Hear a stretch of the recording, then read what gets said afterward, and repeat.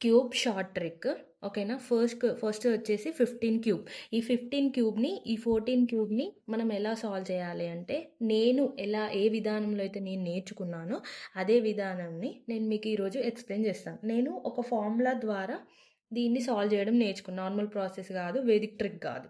ఓకేనా? ఆ ఫార్ములా వచ్చేసి a+b whole cube is equals to a cube plus b cube plus 3ab² plus 3a²b.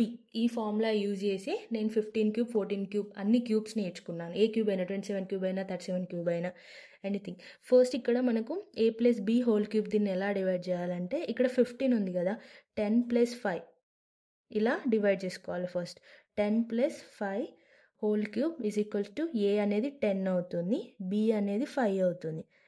Next 3 × 10 × 5² plus 3 × 10² ఎంత, 100 అవుతుంది.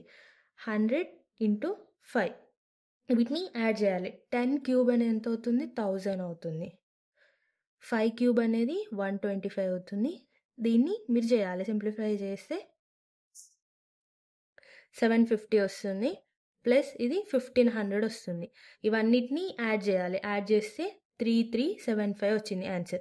So ఇదే మెథడ్లో మీరు సాల్వ్ చేసి 14 క్యూబ్కి ఎంత వచ్చింది ఆన్సర్ అనేది నాకు కామెంట్ చేయండి.